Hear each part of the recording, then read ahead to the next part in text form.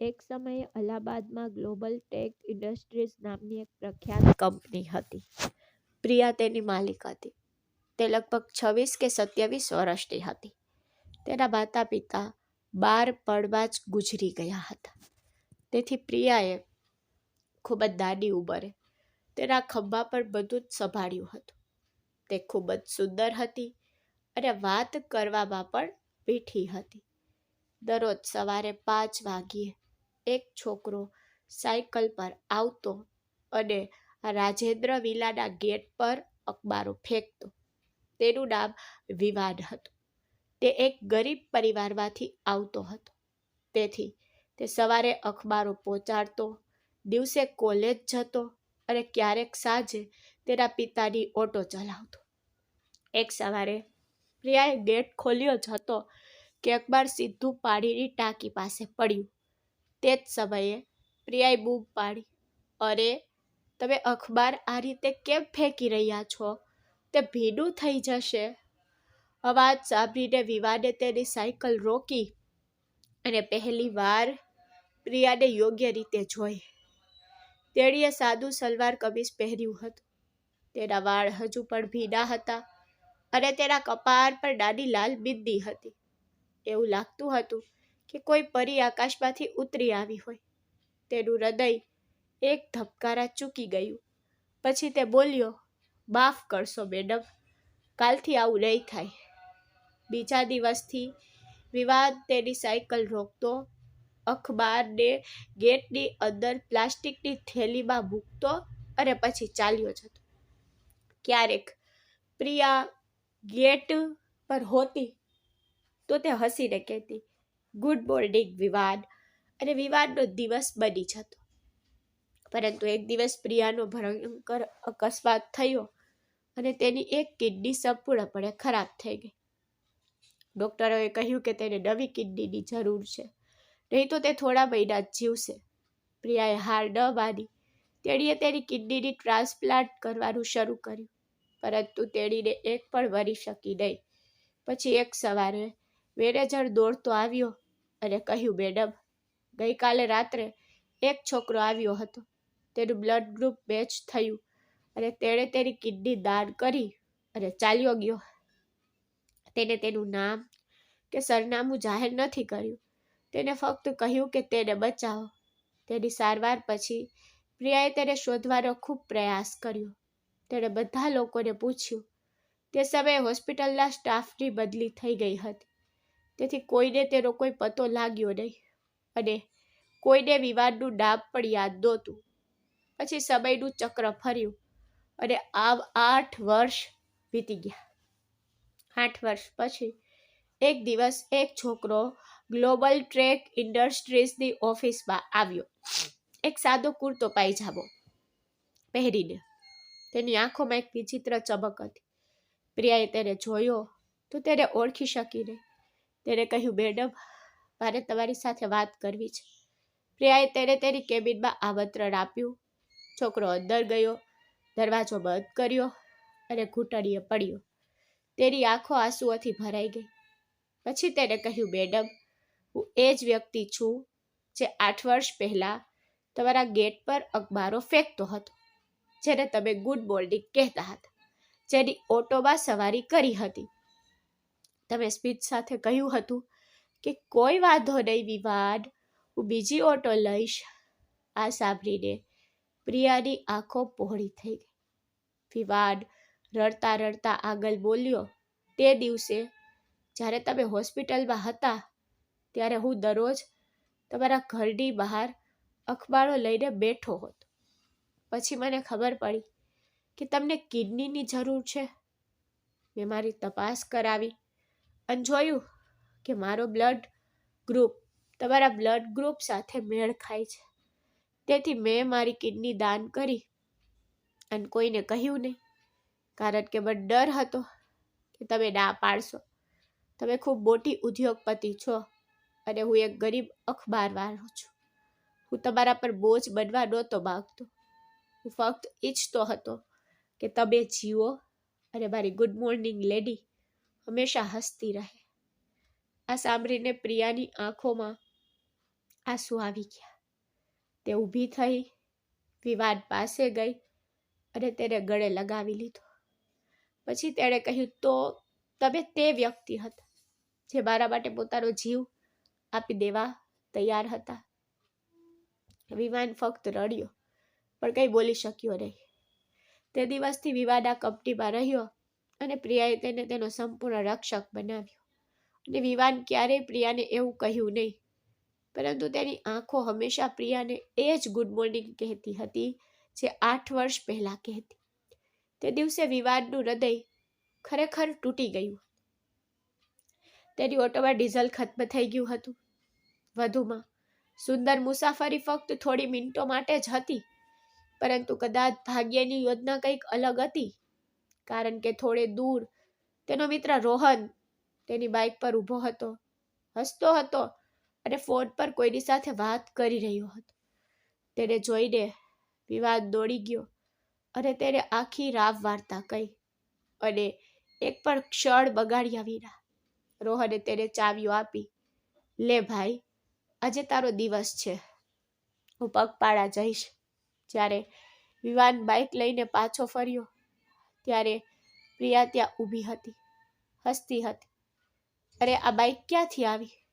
આ મિત્રની છે મેડમ, ચિંતા કરશો નહીં, બેસો, હું ઓફિસના સમય સુધીમાં તમને પહોંચાડી દઈશ.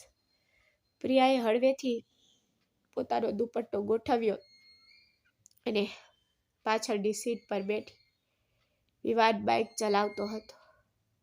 જ્યારે પણ તે હળવી બ્રેક મારતો ત્યારે પ્રિયાનો કોમળ હાથ તેના ખભા પર રહેતો. તે એક અનોખો સ્પર્શ હતો જે તેના આખા શરીરમાં વીજળીનો ઝટકો ફેલાવી દેતો. વિવાન તેના વિચારોમાં ખોવાયેલો હતો. તે ઈચ્છતો હતો કે આ સફર ક્યારેય સમાપ્ત ન થાય, કારણ કે પહેલી વાર તે કોઈની આટલી નજીક હતો. તેનું હૃદય ધબકતું હતું. તેને લાગ્યું કે આજે કંઈક થશે, કંઈક એવું જે તેણે સ્વપ્નમાં પણ નહોતું વિચાર્યું. પણ સ્વપ્ન ઝડપથી તૂટી ગયું. ઓહ વિવાન, ઓફિસ છોડવાનો સમય થઈ ગયો છે. વિવાને બ્રેક મારી. પ્રિયા નીચે ઉતરી ગઈ. તેણીએ હળવેથી તેના ખભા પર હાથ મૂક્યો, તેની બેગ ગોઠવી અને સ્મિત સાથે કહ્યું, ખૂબ ખૂબ આભાર. જો તમે ન હોત તો આજે હું બોડી પહોંચી હોત. જ્યારે પ્રિયાનો હાથ તેના ખભા પરથી સરકી ગયો ત્યારે વિવાનને લાગ્યું કે જાણે તેનો જીવ છીનવાઈ ગયો હોય. પછી વિવાન હિંમત ભેગી કરીને પૂછ્યું, મેડમ, શું તમે અહીં કામ કરો છો? પ્રિયા હસતી બોલી, ના વિવાન, હું અહીં કામ નથી કરતી. મારું નામ પ્રિયા છે. આ ગ્લોબલ ટેક ઇન્ડસ્ટ્રીઝ મારી પોતાની કંપની છે. હું તેની માલિક છું. આ સાંભળીને વિવાનની દુનિયા ડૂબી ગઈ. જે છોકરી સાથે તે હમણાં જ ઉડાન ભરી રહ્યો હતો તે અબજોની માલિક હતી, અને તે એક ગરીબ ઓટો ડ્રાઈવરનો દીકરો હતો જે દરરોજ સવારે અખબારો પહોંચાડે છે. પ્રિયાએ તેનું પર્સ ખોલ્યું અને 1000 રૂપિયાની નોટ કાઢી. આ જોઈને વિવાને હાથ જોડી દીધા. ના મેડમ, તેણે બળજબરીથી કહ્યું, પણ પ્રિયાએ બળજબરીથી નોટ તેના શર્ટના ખિસ્સામાં ભરી દીધી. પછી તેણીએ હસીને કહ્યું, તમારી ઓટોમાં ડીઝલ ખત્મ થઈ ગયું છે તો તમે તેને ભરી શકો છો, કોઈ વાંધો નહીં. એટલામાં જ ગેટ ખુલ્યો. એક હોશિયાર વ્યક્તિ, કદાચ ડ્રાઈવર સમીર, દોડતો આવ્યો. તેણે પ્રિયાની બેગ લીધી અને તે અંદર ગઈ. પછી ગેટ બંધ થઈ ગયો. વિવાન બાઇક પર એવી રીતે બેઠો રહ્યો જાણે તે પથ્થર બની ગયો હોય. સાંજે તે ઘરે પહોંચ્યો. રાત્રિ ભોજન કર્યું. ખાટલા પર સૂઈ ગયો. પણ ઊંઘ દૂર હતી. રાતનો 1 વાગ્યાનો સમય હતો. પણ વિવાન ઉછળીને ફરીને વિચારવા લાગ્યો કે તે કરોડની માલિક છે અને હું તો સાયકલવાળો માણસ છું. મારામાં તો તેનું નામ કહેવાની હિંમત પણ નથી. આ પ્રેમ મારા નસીબમાં નહોતો. ઊંચે ઉડવા માટે પાંખોની જરૂર છે. મારા તો ફક્ત તૂટેલા સપના છે. તેણે પ્રિયાને તેના હૃદયમાંથી દૂર કરવા માટે લાખો પ્રયત્નો કર્યા, પણ તેનું હૃદય હાર માનતું નહોતું. સવારે 4 વાગ્યે તે જાગી ગયો. તેની સાયકલ લીધી અને તે જ જૂના રસ્તે, તે જ રાજેન્દ્ર વિલાના ગેટ પર ચાલ્યો ગયો. હવે તે અખબારને તેની બેગમાં મૂકતો, ફેંકતો નહીં, કારણ કે હવે બેગમાં ફક્ત અખબાર જ નહીં, પણ તેના તૂટેલા સપનાનો ટુકડો પણ હતો. આગામી 5 દિવસ વિવાદ માટે 5 વર્ષ જેવા લાગતા હતા. દરરોજ સવારે તે સાયકલ લઈને રાજેન્દ્ર વિલા જતો. તેનું હૃદય ધબકતું. પ્રિયાને ગેટ પર શોધવાની આશામાં. પછી ચાનું બહાનું આવ્યું, પછી વાતચીત. પણ તે દિવસે દરવાજો બંધ હતો. કોઈ પડછાયો દેખાયો નહીં. આખરે શનિવાર આવી ગયો. વિવાને પહેલા રાજેન્દ્ર વિલામાં ફોન કર્યો. આજે તેને વચન આપ્યું હતું અને તેના હૃદયમાં હજારો પતંગિયા ઉડી રહ્યા હોય એવું લાગતું હતું. સાયકલને પાખો હોય, પણ ગેટ પર ફરી શાંતિ છવાઈ ગઈ. પ્રિયા ક્યાંય દેખાતી નહોતી. વિવાને તેની સાયકલ રોકી, તેનું અખબાર કાઢ્યું અને તેના હાથ ધ્રુજતા હતા. ચોકીદાર રાજુ અંકલ દરવાજા પર બેઠો હતો. વિવાનને પૂછવાનું મન થયું, આજે મેડમ ઘરે છે? પણ તેની જીભ બંધ હતી. તેણે હિંમત ન કરી. તેણે ફક્ત અખબાર તેની બેગમાં મૂક્યું અને શાંતિથી આગળ વધ્યો. પણ હવે તેનું હૃદય ડૂબી રહ્યું હતું. કદાચ મેડમ ભૂલી ગઈ હશે. કદાચ તેણીને લાગ્યું હશે કે હું મજાક કરી રહ્યો છું, અથવા કદાચ તે કોઈ મોટી પાર્ટીમાં છે. જ્યારે તે ઘરે પાછો ફર્યો ત્યારે તેની માએ પૂછ્યું, આજે તો શનિવાર છે, તું કોલેજ કેમ ન ગયો? વિવાને ફક્ત જવાબ આપ્યો, મારી તબિયત સારી નથી. પછી તે છત તરફ જોતા પલંગ પર સૂઈ ગયો. તેના હૃદયમાં ફક્ત એક જ વાત ખટકતી હતી. તેને મને ગયા દિવસે ચા માટે આમંત્રણ આપ્યું હતું, તો તે આજે કેમ ન આવી? શું મેં કંઈ ખોટું સાંભળ્યું? કે પછી તેને જ મજાકમાં કહ્યું હશે? બપોર સુધીમાં તો બેચેની વધી ગઈ. આખરે વિવાન ઊભો થયો. સારા કપડાં પહેર્યા, વાળમાં તેલ લગાવ્યું, શક્ય તેટલું પોતાને તૈયાર કર્યો, છતાં પણ તેનું મન હલ્યું નહીં. તેથી તે પોતાની સાયકલ લઈને સાંજે 6 વાગ્યે ફરીથી રાજેન્દ્ર વિલાની બહાર પહોંચ્યો. આ વખતે દરવાજો ખુલ્લો હતો, પણ તે પ્રિયા નહીં, કોઈ બીજું હતું. વિવાનને થોડે દૂર ઊભેલા જોઈને ચોકીદાર રાજુ અંકલે બૂમ પાડી, અરે વિવાન દીકરા, તે આજે સવારે અખબાર પહોંચાડી દીધું છે, તો સાંજે અખબારની શું જરૂર છે? વિવાને હિંમત ભેગી કરીને બોલ્યો, રાજુ અંકલ, મેડમે મને ગઈકાલે રાત્રે તેના ઘરે ચા માટે આમંત્રણ આપ્યું હતું, એટલે જ હું આજે આવ્યો છું. રાજુ અંકલે ઊંડો શ્વાસ લીધો અને ધીમેથી કહ્યું, વિવાન દીકરા, મેડમ ગઈકાલે રાત્રે મુંબઈ ગયા છે. કોઈ મોટો વ્યવસાય છે. આગામી 20-25 દિવસ સુધી નહીં આવે. જતી વખતે તેણીએ ફક્ત એટલું જ કહ્યું હતું, જો વિવાદ આવે તો તેને કહેજો, મને માફ કરે. મારે અચાનક જવું પડ્યું. હવે કોઈ બીજા સમયે સાથે ચા પીસી. આ પછી વિવાદનું મોં બંધ થઈ ગયું. મોંમાંથી એક પણ શબ્દ ન નીકળ્યો. તેણે ફક્ત માથું દબાવ્યું. તેણે પોતાની સાયકલ પકડી ધીમે ધીમે ઘર તરફ ચાલ્યો. રસ્તામાં તેની આંખો આંસુઓથી ભરાઈ ગઈ. હું તેને બીજા કોઈ સમયે પીવડાવીશ. તે ફરી ક્યારે આવશે? પણ તેનું હૃદય ફરી બોલ્યું, બરાબર છે વિવાન, તું રાહ જોતા શીખ. જે ખરેખર તારા માટે છે એક દિવસ ચોક્કસ પાછું આવશે. અને તે દિવસે ફક્ત ચા જ નહીં, પણ આખું ઘર તારું હશે. આ આશા સાથે વિવાન દરરોજ સવારે અખબાર એ જ બેગમાં મૂકતો અને ગુપ્ત રીતે પ્રાર્થના કરતો, જલ્દી આવો પ્રિયા. આજે ઘડિયાળમાં 7 વાગ્યા પહેલા વિવાને બધા ઘરોમાં અખબાર પહોંચાડી દીધા હતા. તે પહેલા ક્યારેય આટલી ઉતાવળમાં નહોતો. તે તેની સાયકલમાં સીધો રાજેન્દ્ર વિલા તરફ ગયો. રાજુ અંકલ ગેટ પર ઊભા હતા અને વિવાન બોલ્યો, કાકા, હું મેડમને મળવા માંગુ છું. રાજુ અંકલે પૂછ્યું, શું વાત છે દીકરા? વિવાને જવાબ આપ્યો. તેણે મને આજે ફોન કર્યો. રાજુ અંકલનો ચહેરો પડી ગયો. પછી તેમણે કહ્યું, વિવાન દીકરા, મેડમનો 5 દિવસ પહેલા ભયંકર અકસ્માત થયો હતો. સીટી સ્કેનથી ખબર પડી કે તેમની એક કિડની સંપૂર્ણપણે ફેલ થઈ ગઈ છે. તેથી તે હાલમાં આઈસીયુમાં છે.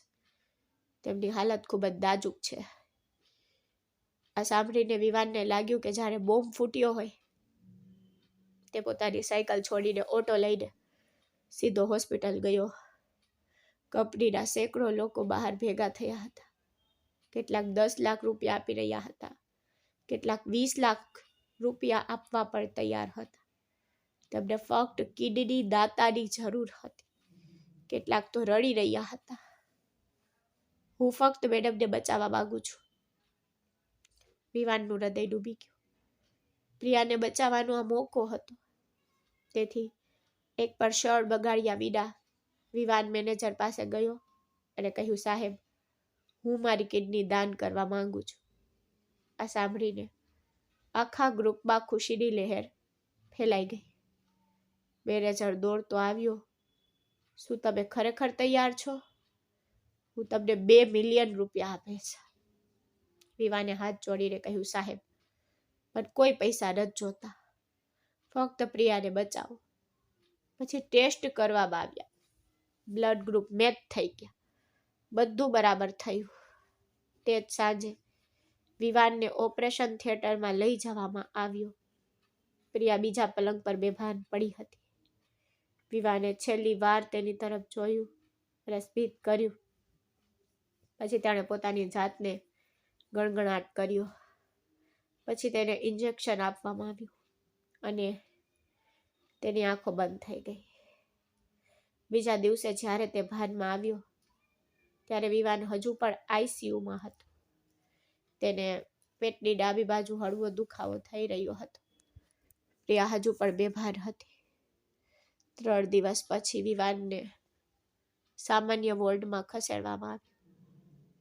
પ્રિયા હજુ પણ આઈસીયુમાં હતી, પરંતુ ખતરો ટળી ગયો હતો.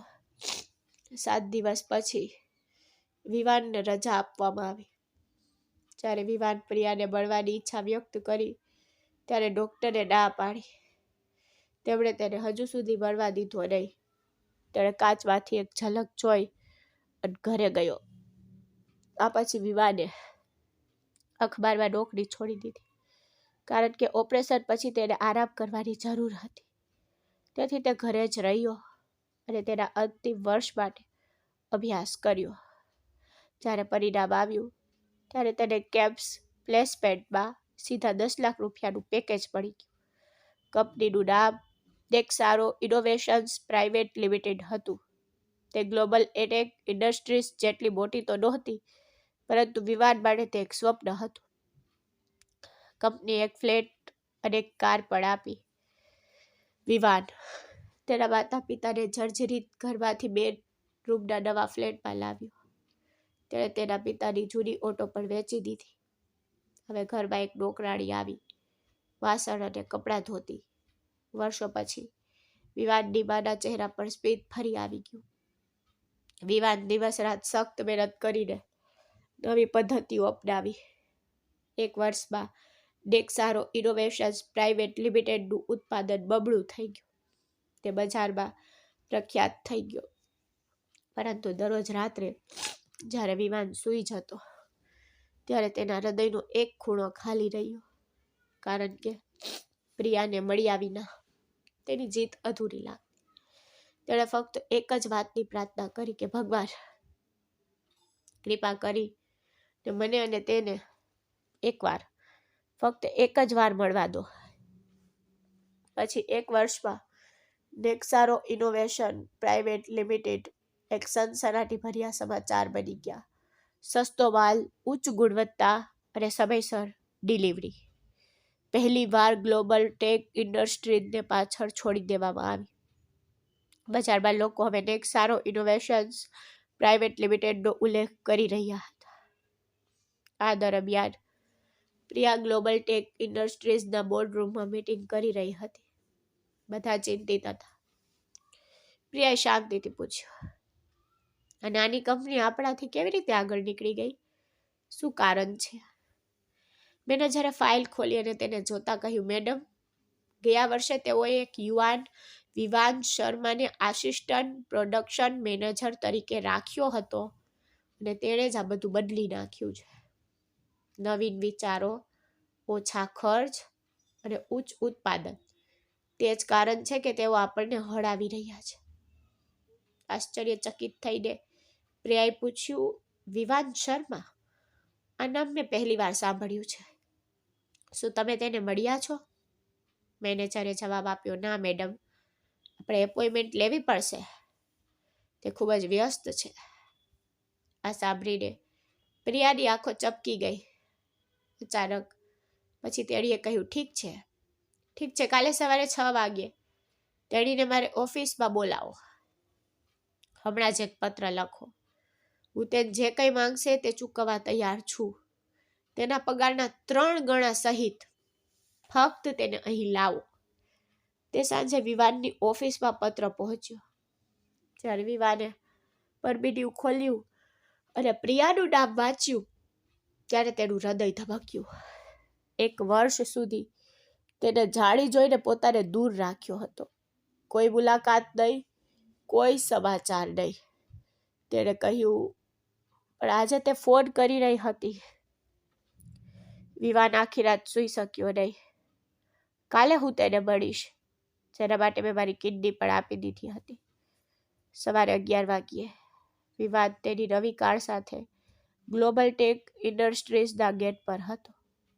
કાકા રાજુએ તેને જોતા જ તેનું સ્વાગત કર્યું. હે વિવાન મેડમ, હજી આવ્યા નથી. વેઇટિંગ રૂમમાં બેસો. ઠીક છે અંકલ, હું અહીં રાહ જોઈશ. આટલું કંઈ વિવાન રાહ જોતો ત્યાં ઊભો રહ્યો. લગભગ અડધા કલાક પછી એક ચમકતી સફેદ કાર તેની બાજુમાં આવી. ડ્રાઈવરે ગેટ ખોલ્યો. પ્રિયા બહાર નીકળી. કોલર, કફ પર નાજુક ચાંદીની બોર્ડર સાથે હળવા ગ્રે રંગનો soft shin designer pant shoot. તેના વાળ તેના ખંભા પર નરમ લહેરોમાં પડ્યા અને તે જ જૂનું સ્મિત. વિવાનને જોઈને તેની આંખો પહોળી થઈ ગઈ. પછી તેના હોઠ પર એક નાનું સ્મિત દેખાયું. અરે, તું અહીં ઊભો છે? તું અંદર કેમ ન ગયો? વિવાન સેજ માથું નમાવીને બોલ્યો, તમે મને આમંત્રણ આપ્યું નહીં, તેથી મેં ગેટ પર રાહ જોવાનું વધુ સારું માન્યું. પ્રિયાએ હસીને કહ્યું, તમે આટલા લાંબા સમય પછી અમને યાદ કર્યા? વિવાને ઊંડો શ્વાસ લીધો. પછી તેણે હસીને કહ્યું, ના મેડમ, તમારે મને 1 કપ ચા પીવડાવવાની છે. હું આજે તે સમાધાન કરવા આવ્યો છું. આ સાંભળીને પ્રિયાની આંખો એક ક્ષણ માટે ભીની થઈ ગઈ. પછી હસતા હસતા તેણે કહ્યું, ચા તો બનશે, પણ આજે ફક્ત ચા નહીં, ચાલો નાસ્તો પણ કરીએ. આપણી પાસે ઘણી વાતો કરવાની છે. અને આ વખતે વિવાન કોઈ ખચકાટ વગર આગળ વધ્યો, પણ અંદર પ્રવેશતા પહેલા એક ક્ષણ માટે થોભ્યો. પછી પ્રિયા તરફ જોઈને તેણે ધીમેથી કહ્યું, સ્વાગત છે મેડમ, તમારી ચા હજુ ગરમ છે. પ્રિયાએ કહ્યું, ચાલો મારી કેબિનમાં જઈને વાત કરીએ. વિવાન તેની પાછળ ગયો, પણ અંદર આવતાની સાથે જ જૂની સુગંધ તેને ઘેરી લે છે. પ્રિયાએ સોફા તરફ ઇશારો કર્યો. વિવાન બેસી ગયો. પ્રિયા પણ સામેના સોફા પર બેઠી. તેને અંદર રહેલી નોકરાણીને બૂમ પાડી, ચા અને નાસ્તો લાવો. હસતા હસતા પ્રિયાએ પૂછ્યું, મન કહો, તમે આજકાલ કેમ છો? તમારું અખબારનું કામ કેવું ચાલે છે? તમે અહીં કેમ નથી આવ્યા? વિવાને શાંતિથી જવાબ આપ્યો, મેં અખબારનું કામ છોડી દીધું છે મેડમ. મેં મારા પિતાની ઓટો પણ વેચી દીધી. બસ ચા અને નાસ્તો આવી ગયો. બંને પોતપોતાના કપ ઉપાડ્યા. પ્રિયાએ પૂછ્યું, તમે હવે શું કરો છો? જો તમારી પાસે કામ ન હોય તો મને કહો, હું તમને મદદ કરીશ. બાય ધ વે, મેં તમારું નામ પણ પૂછ્યું નથી. વિવાને હસીને કહ્યું, તમે મને ક્યારેય પહેલા પૂછ્યું નથી. એટલામાં દરવાજો ખુલ્યો અને જનરલ મેનેજર રઘુવીર સક્સેના અંદર આવ્યા. વિવાનને જોઈને તે તરત જ અટકી ગયા. પ્રિયાએ પછી પૂછ્યું, સક્સેના, તમને વિવાન શર્મા તરફથી કોઈ સંદેશ મળ્યો? રઘુવીર સક્સેના હસ્યા. તેને ઊંડો શ્વાસ લીધો અને કહ્યું, મેડમ, જે વિવાન શર્માને તમે છેલ્લા 1 વર્ષથી શોધી રહ્યા છો તે તમારા સામે બેઠો છે. આ તે છોકરો છે જેણે તમને પોતાની કિડની દાન કરી હતી. તેને હોસ્પિટલમાં પોતાનું નામ વિવાન શર્મા જ લખ્યું હતું, પરંતુ ડિસ્ચાર્જ થયા પછી તે ગાયબ થઈ ગયો. તેને કોઈને તેનું સરનામું આપ્યું નહીં. આ સાંભળીને પ્રિયાનો ચહેરો ફીકો પડી ગયો. કપ તેના હાથમાંથી લગભગ સરકી ગયો. પછી તેની નજર વિવાન પર પડી. બીજી ક્ષણે આંખોમાંથી આંસુ વહી ગયા. તે જ સમયે વિવાન ઊભો થયો, પ્રિયા પાસે ગયો, હળવેથી તેના ગાલ લૂછ્યા. પછી પ્રિયાએ તેનો હાથ પકડ્યો. રડતા રડતા તેણે કહ્યું, તમે મને દગો કેમ આપ્યો વિવાન? તમે મને કેમ ન કહ્યું કે તમે મને નવું જીવન આપ્યું છે? વિવાનનો અવાજ લાગણીથી ધ્રુજી ઉઠ્યો. કોઈ દગો નહીં મેડમ, હું ફક્ત બોજ બનવા માંગતો નહોતો. પ્રિયાએ કંઈ સાંભળ્યું નહીં. તે ઊભી થઈ વિવાનને ગળે લગાવી લીધો અને રડતા રડતા કહ્યું, જો તમે ન હોત તો પ્રિયા આજે અહીં ન હોત. આ શ્વાસ, આ ધબકારા, બધું તમારી ભેટ છે. બસ. રઘુવીર સક્સેનાએ હસીને કહ્યું, મેડમ, આ હવે વિવાન શર્મા જ નથી, પણ તે વિવાન શર્મા છે જે નેક્સારો ઇનોવેશન પ્રાઇવેટ લિમિટેડનો પ્રોડક્શન મેનેજર છે, જે આપણને પાછળ છોડી ગયા છે. આ સાંભળીને પ્રિયા ચોંકી ગઈ. પછી તે હસી પડી અને રડી પડી. તેણે જોરથી બૂમ પાડી, રઘુવીર સક્સેના, બધાને બોલાવો. 5 મિનિટમાં બધા મેનેજમેન્ટ અને સ્ટાફ દોડી આવ્યા. પ્રિયાએ વિવાનનો હાથ પકડીને બધાની સામે કહ્યું કે આ એ માણસ છે જેણે મને જીવન આપ્યું અને આજે તે આપણી કંપનીને બચાવી શકે છે. તેથી જ તે આજથી આપણી સાથે છે. પછી તે વિવાન તરફ વળી. તેની આંખો આંસુ અને પ્રેમથી ભરાઈ ગઈ. તેણીએ રડતા રડતા કહ્યું, ક્યારે ભાગશો નહીં વિવાન. હવે આ કંપની તમારી છે અને હું પણ તમારી છું. પણ વિવાન ફક્ત એટલું જ બોલ્યો, ચાનું હજુ પણ બાકી છે મેડમ. તો પ્રિયા બોલી, તે તો હું આખી જિંદગી ચૂકવતી રહીશ.